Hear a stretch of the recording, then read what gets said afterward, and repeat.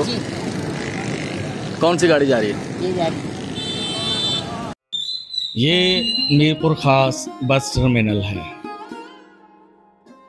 और ये बस मुझे रोशनियों के शहर कराची ले जाएगी।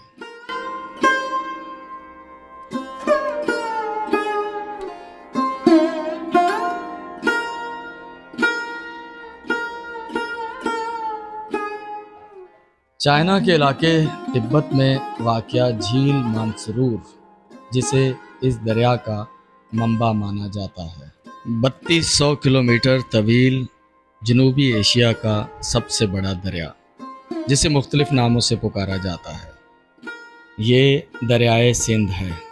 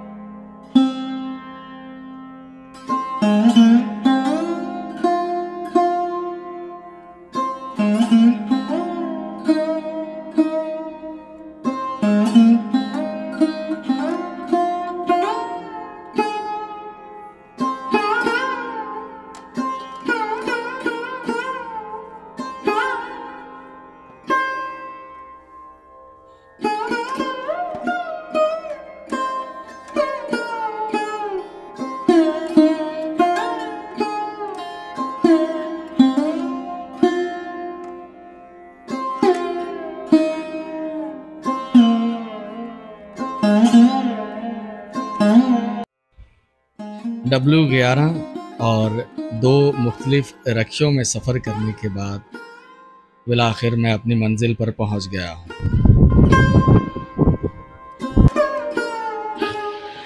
मैं इसी रोड से गुजरकर आगे चला गया था क्योंकि मैं भूल गया था।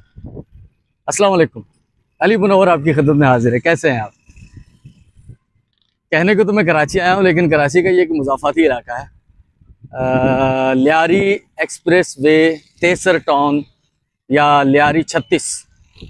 यहाँ एक दोस्त रहते हैं, मेरे बचपन के दोस्त, जो कि मीरपुर खास में होते थे कभी, और अरसा हुआ शादी के बाद कराची सेटल हो गए, यहाँ काम शुरू किया और अल्हम्दुलिल्लाह अल्लाह ने करम किया और वो एडजस्ट हो चुके हैं यहाँ पर। अब जब भी कभी कराची आना होता है तो सबसे पहले अलफ साहब, अलफ नाम है उनका, अलफ खान, तो वही जहन में आते हैं और उन्हीं के पास आते हैं। आया, खाना वगैरह खा लिया। मीरपुर खास की बनिस्बत यहाँ हवा अच्छी चल रही है।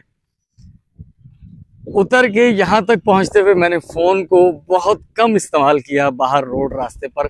कराची के बाहर के रहने वाले हम जैसे लोग न्यूज़ सुन सुनकर कराची के बारे में इतना खौफजदा होते हैं कि सर फ़ोन नहीं निकाल सकते। यहाँ पता नहीं अपने दोस्त के पास आकर मुझ में इतना हौसला आ गया है कि मैं सरे रोड के ऊपर फ़ोन लेके निकल खड़ा हूँ।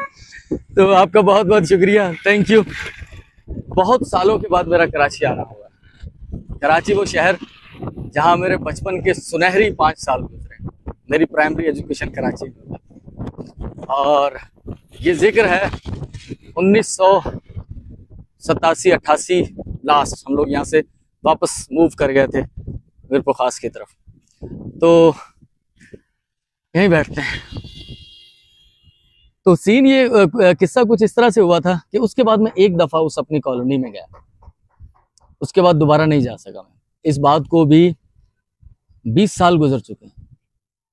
मैं बहुत बार आपसे कहता रहा हूँ ना कि मुझे बहुत खुशी होती है जब मैं वीडियोस बनाता हूँ और 30-40 साल पुराने उन इलाकों के रहने वाले लोग जो अब कहीं और शिफ्ट हो चुके हैं, वो अपने इलाकों को देखकर बेइंतहा खुश होते हैं।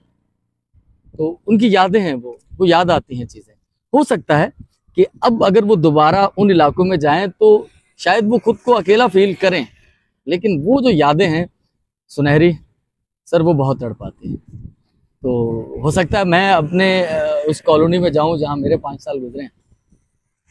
पहले दोस्त यार, पहले दोस्त, अव्वलीन दोस्त आपके होश। मैं शायद उन लोगों में शामिल हूँ जो 3 साल की उम्र में शायद जिनकी यादें जिनको याद रह जाती हैं। बहुत मुश्किल होता है ये। तो वो मेरे अव्वलीन दोस्त, वो शायद मुझसे दोबारा कभी नहीं मिले। वो 37 साल मेरी उम्र राज, हाँ 37-38 साल। हो सकता है उन्हें इतनी ज्यादा खुशी भी ना हो, क्योंकि मैं उनसे बिछड़ा था, वो तो बाकी सब साथी थे, उनसे तो एक ही बिछड़ा था, मुझसे सब लोग बिछड़ गए थे। लेकिन मैं जाऊंगा जरूर। फिलहाल मेरा कराची आने का सबब, एक तो बहुत स्ट्रेस महसूस हो रही थी मुझे, लेकिन मैं कराची सिर्फ नहीं बल्कि मैं कराची घूमने आया ही नहीं। एक खातून है जो कि बेवा हो गई, कराची में पहले कहीं काम करती थी, यहाँ कोई और था नहीं, वो वापस हैदराबाद की थी बेसिकली, वो वहाँ चली गई वापस। मैंने वसीम कुरैशी भाई से जिक्र किया था, क्योंकि हम लोग तो मिरपुर खास में काम कर रहे हैं, बाहर तो नहीं कर पाते हम लोग, तो उन्होंने कहा नहीं जी उनके लिए कुछ करें। तो मैंने उनसे पता किया था, वो चाहती हैं अपने घर पे अपना एक छोटा सा काम शुरू कर लें सिलाई करने का, क्योंकि गारमेंट्स फैक्ट्री में वो काम करते रही हैं।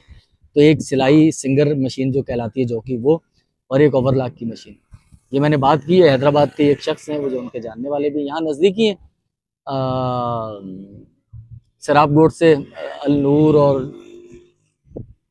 गुलबर्ग और क्या इलाका, नागम चुरंगी के पास ही वो इलाका है, तो यहाँ से नज़दीक है। तो दोस्त मेरे साथ मुझे ले जाएंगे, अब उनसे मुलाकात कर लेंगे और यहाँ से वो ख़रीद के बुक करवा देंगे हैदराबाद के लिए, और वहाँ से छोटा भाई रिसीव कर लेगा। मेरा छोटा भाई हैदराबाद में होता है और मैं शायद यहाँ 1-2 दिन और रुकूँ। ख्वाहिश मेरी बड़ी है कि कराची के रोड रास्तों पर मैं खुलेआम मीरपुर खास की तरह ऐसे ही फ़ोन लेकर निकल जाऊँ, लेकिन सच्ची बात है मैं बहुत डरता हुआ आया हूँ, यकीन करें। यहाँ आकर थोड़ा हौसला बढ़ा है। जितने लोगों ने वेलकम किया, जो कराची के रहने वाले उन्होंने वेलकम कहा, कुछ लोगों ने मुझसे पूछा भी कि कहाँ आएंगे, मैं खुद ज़्यादा नहीं जानता, तो लेकिन आपका बहुत बहुत शुक्रिया सर, थैंक यू, नवाजिश। जितने भी कराची के हमारे व्यूअर हैं सर, सबको मेरी तरफ से सलाम। देखते हैं कुछ और रिकॉर्डिंग की तो, वरना ये अपना माफियूज ज़मीर जो मैंने बताया आपको, इसी पर इक्तफा करेंगे अगर कुछ और नहीं रिकॉर्ड किया तो, और आपसे इजाज़त ले लेंगे फिर, लेनी हुई तो ये, वरना यहीं से।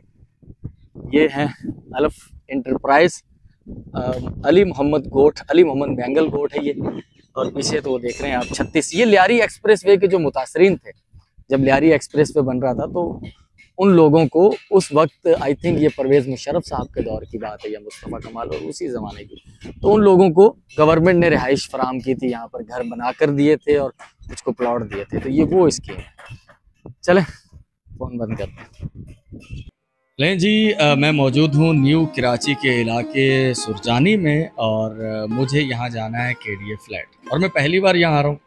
यहाँ मुझे मुलाकात करनी है एक ऐसे शख्स से जिसका बचपन मीरपुर खास में, हीराबाद में गुजरा, फिर बाद में वालिदैन हैदराबाद शिफ्ट हुए, और 2015 से ये हमारे मेहरबान शख्स यहाँ मुकीम हैं KDA फ्लैट के पास।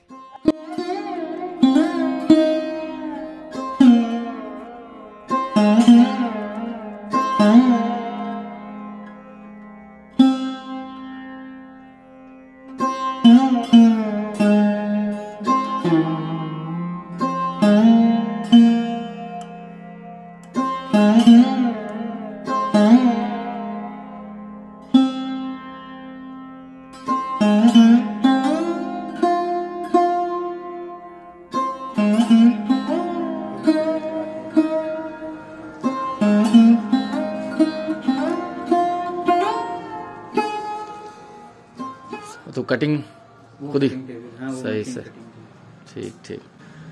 मैं यहाँ शाहिद भाई के पास आया हूँ। शाहिद भाई KDA फ्लैट वहीं स्टॉप है, और पहली बार इस इलाके में आया हूँ। बाकी